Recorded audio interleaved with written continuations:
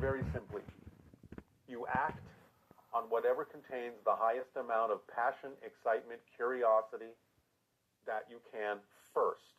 Because passion is your soul's communication to you energetically that this is who you are and this is the next step on your life. That's why that event or that job or that opportunity contains more excitement, more attractiveness than anything else. It's your soul telling you this is the next step you need to take.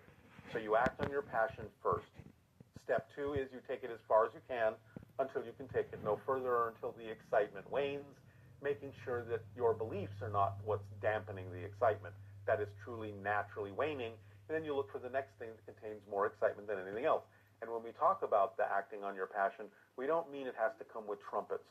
We simply mean everyday things that are more exciting than any other option you have at that moment. It could be as simple as, I'm more excited about taking a walk than I am with reading a book.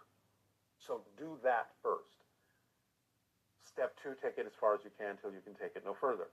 Step 3, you must act on your passion with absolutely zero insistence and zero assumption as to what the outcome actually is, because you actually don't know what the ideal outcome really would look like.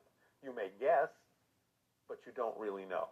So let yourself be excited about the possibility of an ideal outcome and maybe even visualize something that represents an ideal outcome, but don't insist that it has to happen that way, because your soul could actually help you have it happen better than you were capable of imagining with your physical mind. So no insistence, no assumption. Let it just come to you. Step 4, remain in a positive state no matter what manifests. Even if what manifests is something you don't objectively prefer, it's got to be there for a reason. Use it in a positive way.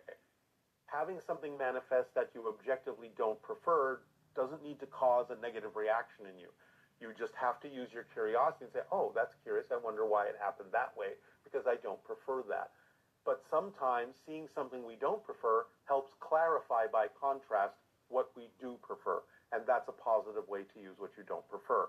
And when you stay in that positive state and use it that way, you'll get a benefit from it. You'll get a lesson from it. You'll get information that will move you forward.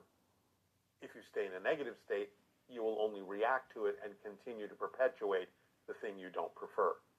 Step 5, examine your belief systems. Let go of the fear-based ones. Let go of the limiting negative ones. And really, really allow yourself to understand that the only reason you've been holding on to it is because you believe you have to, maybe because the alternative seems scarier to you or not as realistic to you. But you have to understand that's just a story. It's not a fact.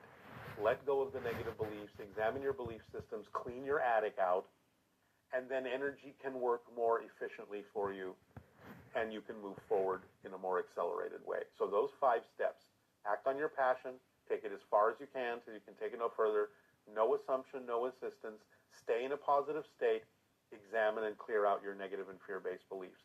When you do that, it starts a chain reaction of all sorts of side effects happening. You experience more synchronicity, more effortlessness in your life, more joy in your life, more connection in your life. And you get a reflection of any beliefs you may be holding on to unconsciously that you don't prefer in you, to bring it to your surface and say, oh, now I realize I had this belief. Now I can work to let it go. And it also brings you all the support you need to allow you to continue to act on your excitement in whatever form that support needs to come, because it's not always what we think. But as long as it gives you the ability to do what you need to do when you need to do it, that's a form of support. That's the formula in a nutshell.